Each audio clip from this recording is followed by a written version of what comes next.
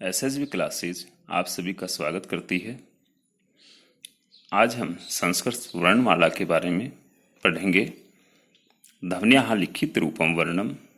ध्वनि के लिखित रूप को ही वर्ण कहते हैं, जिसे हिंदी में अक्षर कहते हैं, उसे संस्कृत में वर्ण कहते हैं और उसे ही को हम अंग्रेजी में अल्फाबेट कहते हैं। वर्ण भाषा की सबसे छोटी इकाई होती है।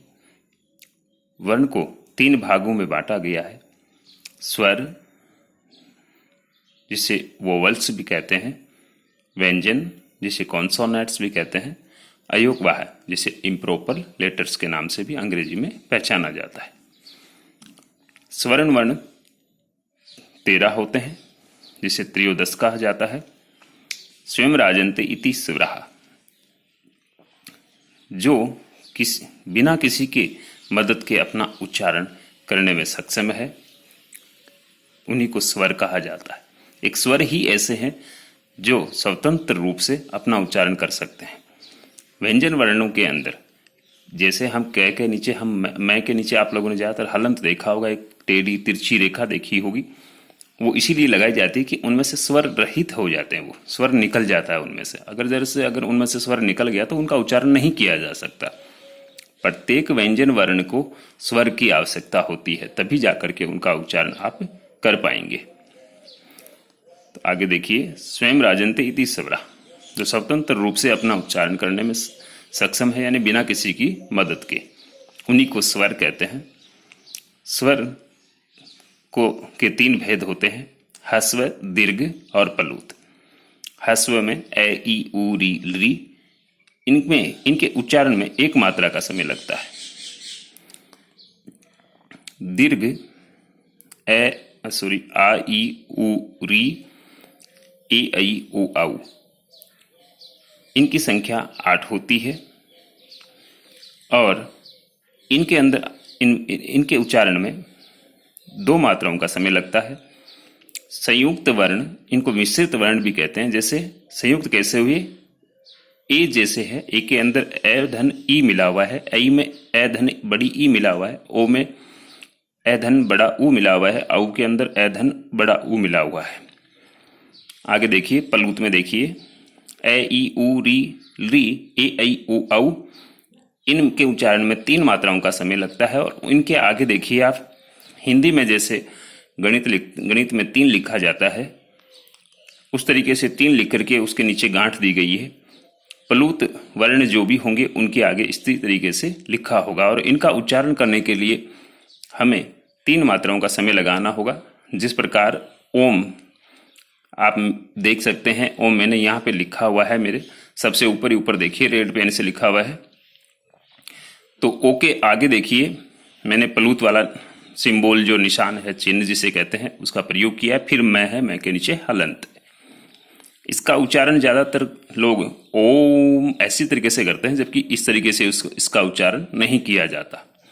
आप यहाँ देखिए, ओ मैंने लिखा है मिश्रित और संयुक्त वर्ण में, ए धन उ, तो ए और उ मिला हुआ है और ए और उ इन दोनों से ओ बना है और इसको आपको 3 मात्राओं के समय तक इसका उच्चारण करना है। जिस प्रकार से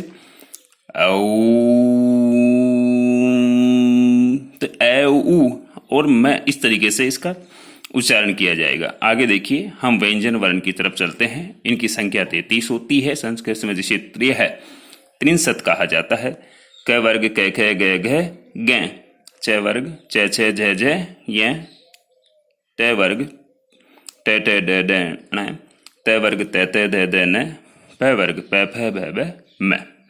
कैसे लेकर के मैं तक जो व्यंजन वर्ण है, इनको स्पर्श व्यंजन वर्ण कहते हैं और इनकी संख्याएं 25 होती है। ये रे लव, ये अंतस्थ वर्णों के अंतर्गत आते हैं और इनकी संख्या 4 होती है, जिन्हें अंतस्थ वर्ण कहते हैं। स है, ये ऊष्म वर्ण है और इनकी संख्याएं 4 है। संयुक्त व्यंजन वर्ण, संयुक्त व्यंजन वर्ण में क में स मिला हुआ है, क्ष हुआ, त धन रे, त्रे, ज धन ये, ज। ज्यादातर इसे ज्ञानी जैसे लिखा जाता है, तो उसमें ज्ञानी बोला जाता है। ज्ञानी ना पढ़ करते उसे में संस्कृत हम अगर हम पढ़ेंगे तो उसे ज्ञानी पढ़ेंगे हम, यही उसका शुद्ध उच्चारण होगा। बिना व्याकरण के अधूरे ज्ञान की वजह से ही लोग उसे ज्ञानी पढ़ देते हैं, जबकि वास्तविकता में वो ज्ञानी होता है। स धन रे, श्रेय दे धन ये दे, इस प्रकार से आगे अयोगवा देखिए। अयोगवा वर्ण दो होते हैं, द्व्यो, अनुस्वार और विसर्ग। अनुस्वार के ऊपर बिंदी होती है और विसर्ग के अंदर, विसर्ग के आगे नीचे, शब्द के आगे दो बिंदी होती है, अंग और अह। देखिए आप इनके उदाहरण देखिएगा। अनुस्वार के शंकर, चंचल, घंटा, अंत, चंपा। इसमें एक विशेष नोट करने वाली बात आप ध्यान रखिएगा। अंतस्थ व उष्ण वर्णों से पूर्व अनुस्वार का इस प्रकार प्रयोग होता है, संयम, कंस और वंश।